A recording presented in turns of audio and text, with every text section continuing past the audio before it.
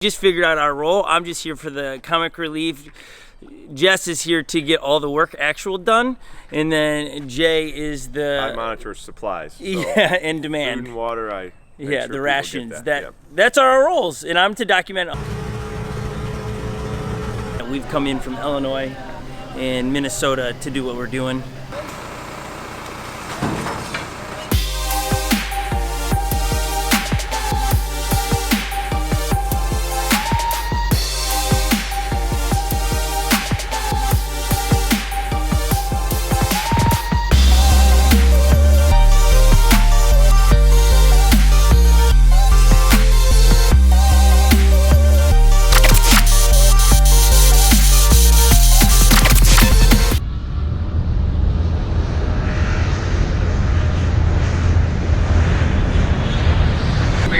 It's our pleasure to welcome you to Austin. Local time is 8:03 p.m.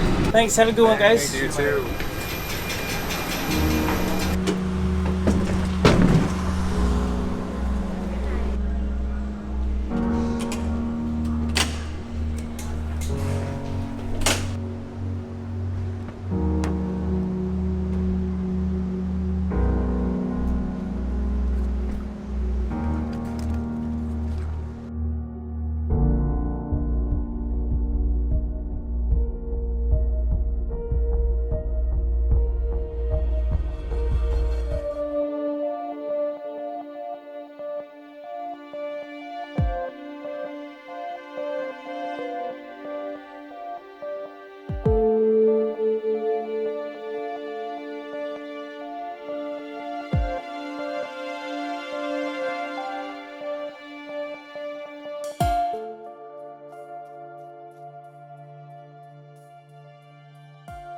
Good morning. It is Monday morning and we are in Austin, Texas. We're pretty official now because we have a truck and we have this.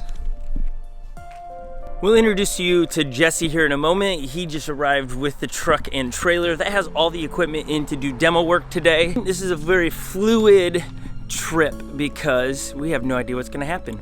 All I know is that we're loading up and we're gonna head that direction. I keep being told that I need boots.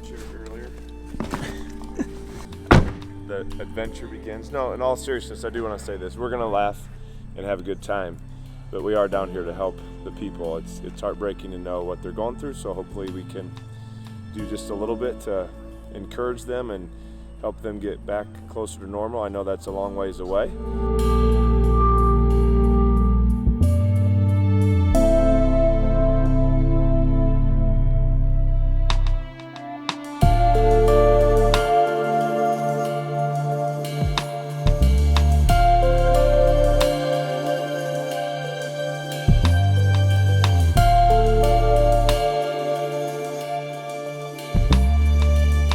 We are making one stop at a gas station on the way to LaGrange. If I haven't introduced, this is Jess. We are stopping at, is it Buc-ee's? Buc-ee's, which is supposed to be a great gas station. I didn't know there were such great gas stations.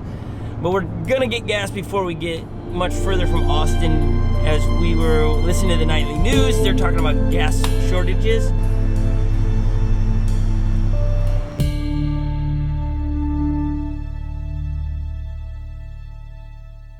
Just filled up, and as you can see, pumps are bagged and they have signs that say temporarily unavailable. I mean, this is a real deal. As you get closer, just running out of gas. Again, who knows what happens today. I'm trying to track down some boots before we get into LaGrange.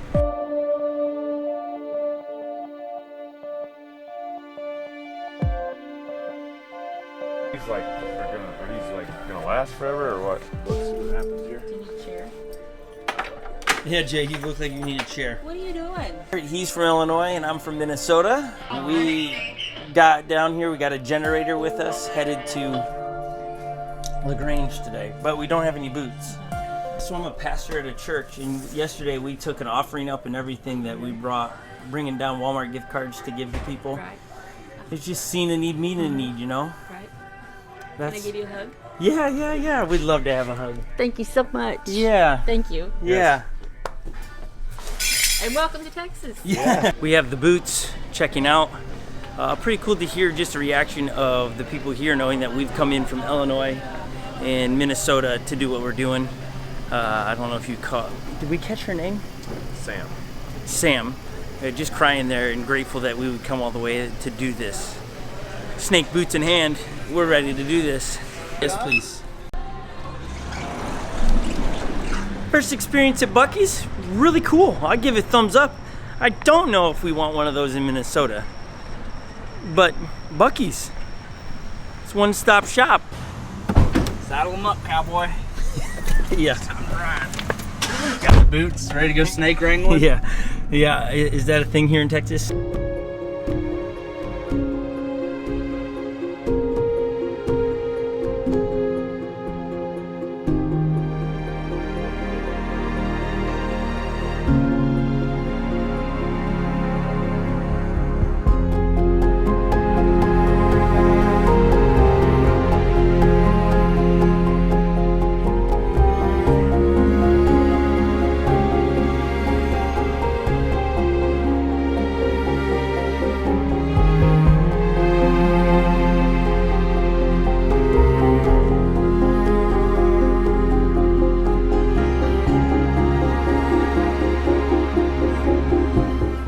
Probably should have never let those trailer parks be next to the river. They shouldn't have allowed that. But people got to stay somewhere. Yeah. And that river, when that river comes up, the trailer house, it broke some of them loose from the moorings, where they're cabled down. So it broke them loose, and they just kind of floated away. We are headed to ground zero. We've got to go through a location where we get wristbands on that we are part of the cleanup crew. So Jay and I are just talking, like we're in the city of LaGrange, and you're driving around at the moment. It doesn't look like there was high winds here. It doesn't look like it, Normal hot summer day. Yeah. Yet, a mile away, they keep using the word devastation, right? Isn't that what he... Yeah. Disaster, absolute disaster. Talked about how the Colorado River flooded and just swept away mobile homes and up to the roof line of one of the church's properties. 10 feet, right? Yeah, he said at least. He said easy 10, 12 feet high. So we're headed to ground zero of it. FEMA, did he say, is making all volunteers check in, and you have to keep track of your hours. We'll figure out what all that means. But it's already finished. So.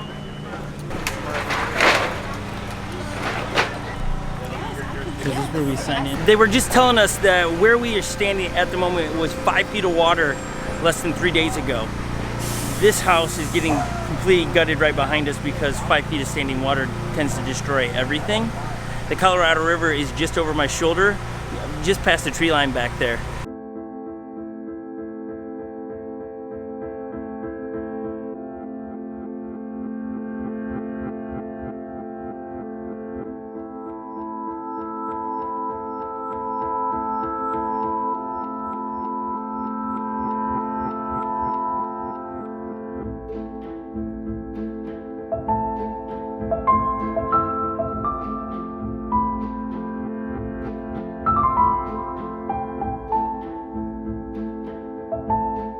We're obviously standing in a house that's already been gutted completely. I mean, look, not any drywall anywhere. And you can see where they're labeling houses.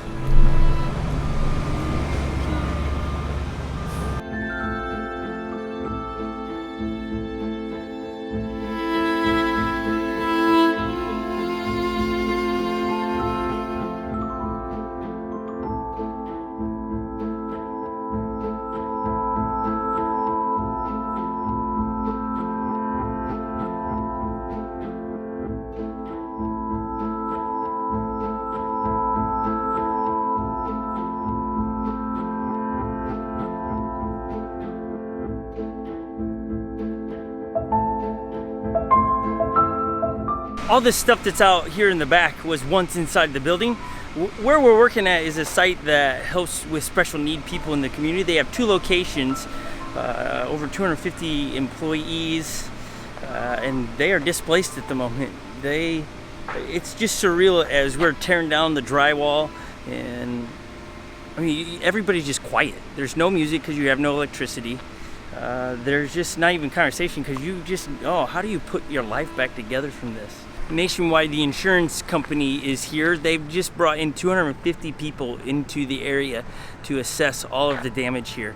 I was talking to one of the agents, and he said this is one of the worst natural disasters he's actually had to help with, and he's sharing. He's been in a lot of them. Just surreal. It is an unreal environment. It just seems like there should be more activity. We were talking on a normal job site. You'd have music playing, a big iced tea or whatever you tend to drink, and guys telling jokes, and it's just kind of quiet. Not as much activity a town should have. And then talking to the owner of the building we're working on, his options are pretty much start over. Just happy to help a little bit, but it kind of makes you feel like, this is a long road for people. But it's devastation sums it up.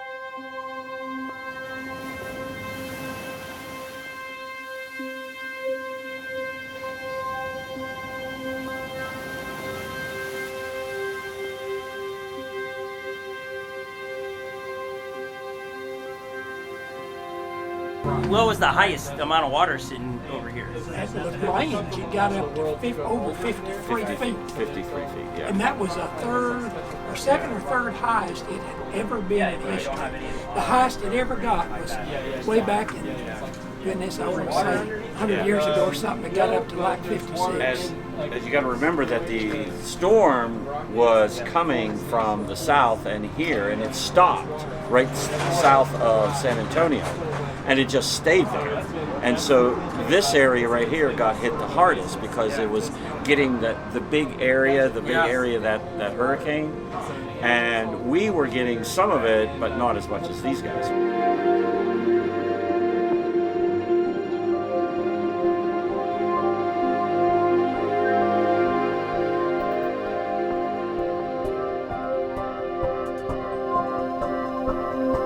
Thank you. Thank you. And God bless me more than Oh, I don't I think can so. bless y'all. That's kind words. But you come back, I'll change that. I kind of feel like you're the type of guy that if I had something going on like this, You'd be there. you might be there working too. Not mine. Especially if you're up north. Yeah, well, Minneapolis area, find us.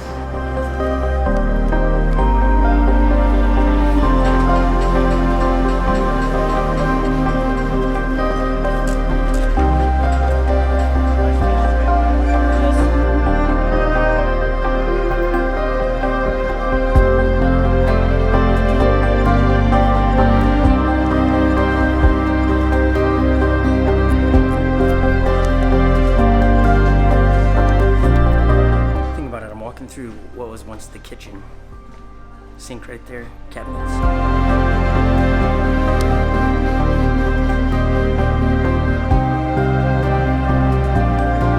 Was the water over the table?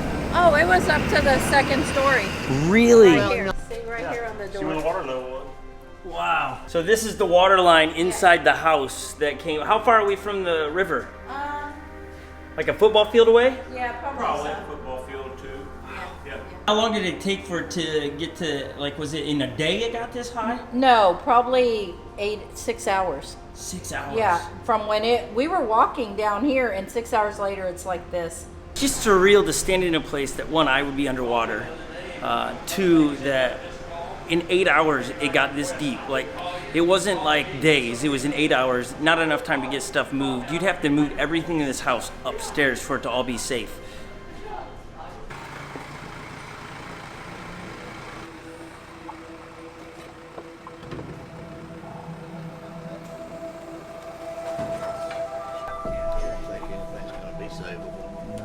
So we'll take the drywall down too. Oh, I'll save it. Yeah. I've got a stainless steel table.